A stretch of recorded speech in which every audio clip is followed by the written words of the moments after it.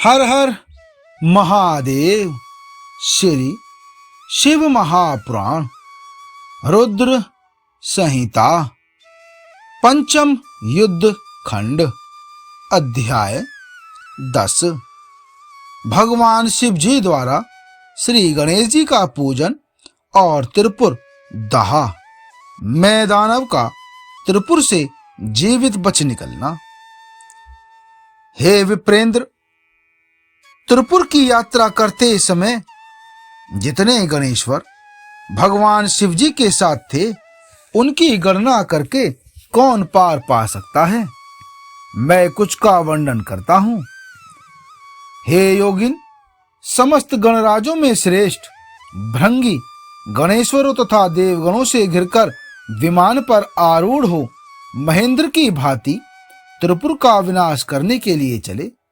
उनके साथ साथ केश, विगतवास, महाकेश, महाज्वर, सोमवल्ली, सवर्ण, सोमप, सनक, सौमृधक, सूर्यवर्चा, सूर्य प्रेक्षणक, सूर्याक्ष, सूरीनामा, सुर, सुंदर, प्रैसकंद, कुंदर, चंड, कंपन, अतिकंपन, इंद्र, इंद्रजय, यंता, हिमकर, शताक्ष, पंचाक्ष, सहस्त्राक्ष, महोदर, सतीजहु, सतास्य, रंक, कर्पूर पूतन, द्विशिक, त्रिशिक, अहंकार, कारक, अजवक्त्र, अष्टवक्त्र, हेयवक्त्र, अर्धवक्त्र आदि बहुत से अप्रमेय बलशाली वीर गणाध्यक्ष लक्ष्य लक्षण की परवाह न करते हुए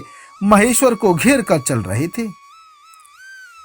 हे व्यास जी, महादेव शंभु संपूर्ण सामग्रियों सहित उस रथ पर स्थित हो उन सुरद्रोहियों के तीनों पुरों को पूर्णतया दग्ध करने के लिए उद्यत हुए। उन्होंने रथ के शीर्ष स्थान पर स्थित हो उस महान अद्भुत धनुष पर प्रतिंचा चढ़ाई और उस पर उत्तम बाण का संधान करके वे रोषावेश से होठ को चाटने लगे। फिर धनुष की मूठ को दृढ़ता पूर्वक पकड़कर और दृष्टि में दृष्टि मिलाकर वे वहां अचल भाव से खड़े हो गए, परंतु उनके अंगूठे के अग्रभाग में स्थित होकर श्री गणेश निरंतर पीड़ा ही पहुंचाते रहे, जिससे वे तीनों पुर त्रिशूलधारी शंकर का लक्ष्य नहीं बन सके। तब धनुष वाणधारी मुंजकेश विरूपाक्ष शंकर ने परम शोभन आकाशवाणी सुनी। उस व्योमवाणी ने कहा कि हे ऐश्वर्यशाली जगदीश्वर, जब तक आप इन गणेश की अर्चना नहीं कर लेंगे, तब तक इन तीनों पुरों का संहार नहीं कर सकेंगे। तब ऐसी बात सुनकर अंधकासुर के निहंता भगवान शिव ने भद्रकाली को बुलाकर गजानन का पूजन किया। जब हर्षपूर्वक विधि विधान सहित अग्रभाग में स्थित उन विनायक की पूजा की गई, तब वे प्रसन्न हो गए।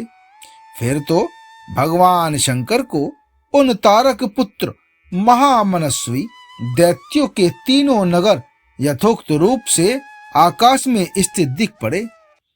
इस विषय में कुछ लोग ऐसा कहते हैं कि जब भगवान शिव जी स्वयं स्वतंत्र पर ब्रह्म सगुण निर्गुण सबके द्वारा अलक्ष्य स्वामी परमात्मा निरंजन पंचदेव में पंचदेवों के उपास्य और परात्पर प्रभु हैं, वे ही सबके उपास्य हैं, उनका उपास्य कोई नहीं है, तब सबके वंदनीय पर ब्रह्म स्वरूप उन देवेश्वर महेश्वर के विषय में यह बात उचित नहीं जान पड़ती कि उनकी कार्य सिद्धि अन्य की कृपा पर अवलंबित हो।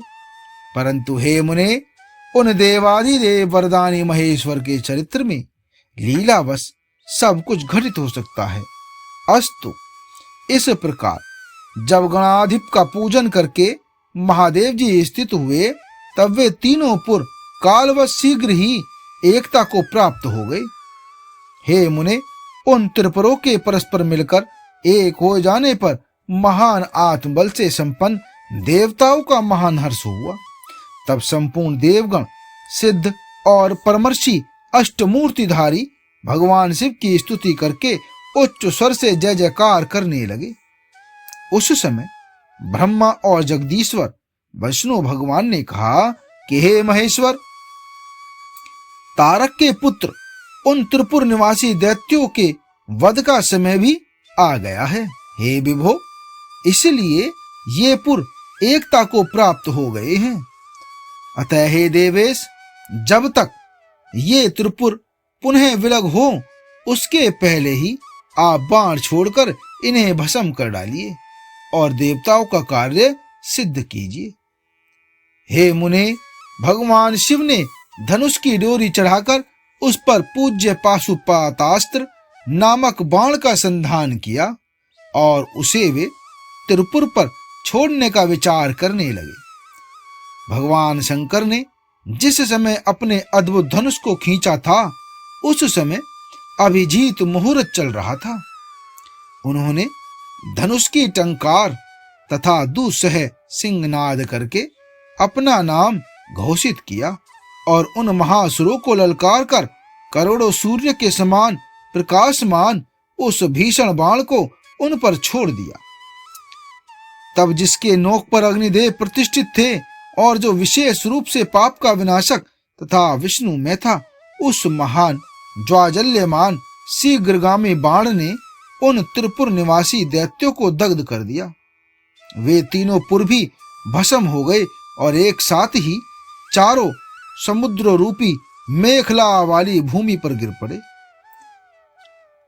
उस समय भगवान शिव की पूजा का अतिक्रमण कर देने के कारण सैकड़ों दैत्य उस बाण स्थित अग्नि से जलकर हाहाकार मचा रहे थे। जब भाइयों सहित तारकाक्ष जलने लगा तब उसने अपने स्वामी भक्त वत्सल भगवान शंकर का स्मरण किया और मन ही मन महादेव को देखकर परम भक्ति पूर्वक नाना प्रकार से विलाप करता हुआ वह उनसे कहने लगा। तारकाक्ष बोला कि हे भव, आप हम पर प्रसन्न हैं, यह हमें ज्ञात हो गया है। इस सत्य के प्रभाव से आप फिर कब भाइयों सहित हमको दग्ध करेंगे? हे भगवान, जो देवता और असुरों के लिए अप्राप्य है वह आपके हाथ से मरण रूप दुर्लभ लाभ हमें प्राप्त हो गया।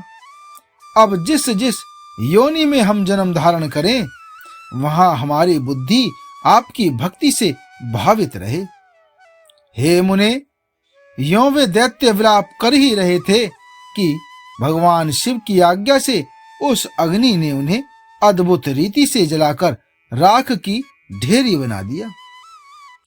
व्यास जी और भी जो बालक और वृद्ध दानव थे वे शिवाज्ञा अनुसार उस अग्नि द्वारा शीघ्र ही जलकर भस्म हो गए। यहाँ तक कि उन त्रिपुरों में जितनी स्त्रियां और पुरुष थे वे सब के सब उस अग्नि से उसी प्रकार दग्ध हो गए जैसे कल्पांत में जगत भस्म हो जाता है।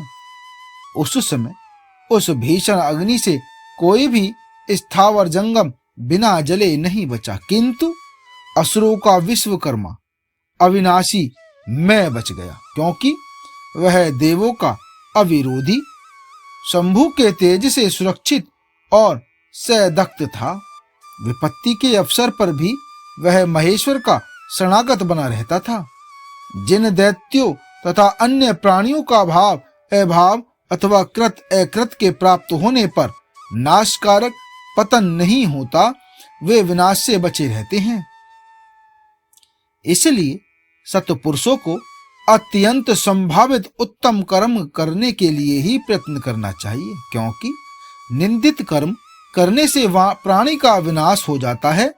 अतः ग्रहित कर्म का आचरण भूल कर भी न करें। उस समय भी जो दैत्य बंधु बांधवों सहित भगवान शिव की पूजा में तत्पर थे वे सब के सब शिव पूजा के प्रभाव से दूसरे जन्म में गणों के अधिपति हो गए। आगे का अध्याय 11 में। हर हर महादेव।